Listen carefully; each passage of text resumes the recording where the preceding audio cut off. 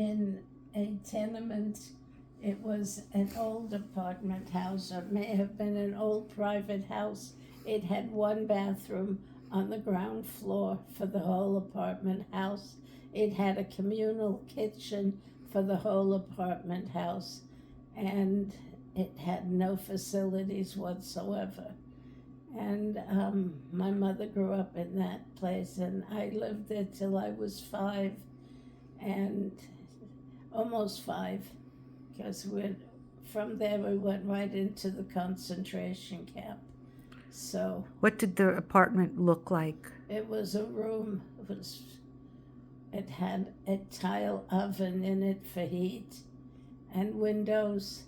The windows were the best part because you could look out on the street, and if it snowed, it was beautiful outside, clean, pristine, and there was traffic going by, horses clopping along, and but she managed to raise 5 kids and feed them and raise them adulthood.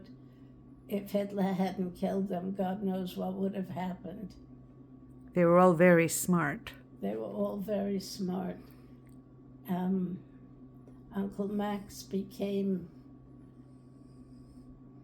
someone very important at the Jewish Kultusgemeinde, which was an organization set up for, I think it was a charitable organization set up for Jews in need, and he became quite the, I don't know what you'd call him. He was in the office, and he made a lot of decisions, and he was the smartest. My mother was next. They were, I think, 9 or 10 months apart.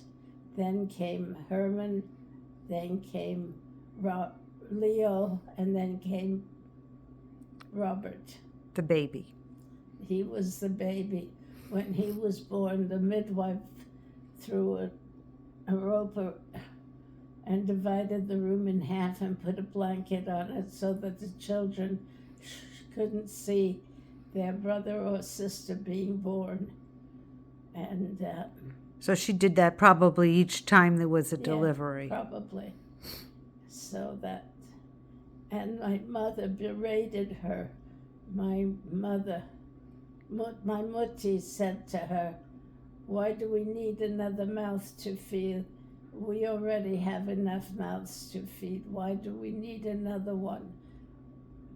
And she said, "I can't send him back, but look at his hands and look at his feet." And Mutti looked, and she fell in love with the baby. She was 11 years old, and he became her baby. She took care of him to help out her mother. Did your Oma work outside the house? No way. She had enough to do with 5 kids, and she did knit, and she did some handiwork, which the kids ran out into the street and sold.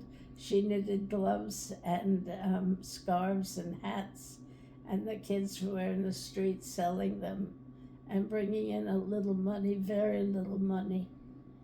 And there was no need of a lot of money because there were no shops that were open to Jews to shop in. What about your Opa? What did he do? The last job that I remember, he worked in a factory that made, I can't think of it, that made trays of metal trays. What do you call that? Oh, I don't know. It's on the tip of my tongue. I can't think. And he used to come home with big burns all over his arms from sticking his arms into the oven to pull the seal the metal and the pictures on it.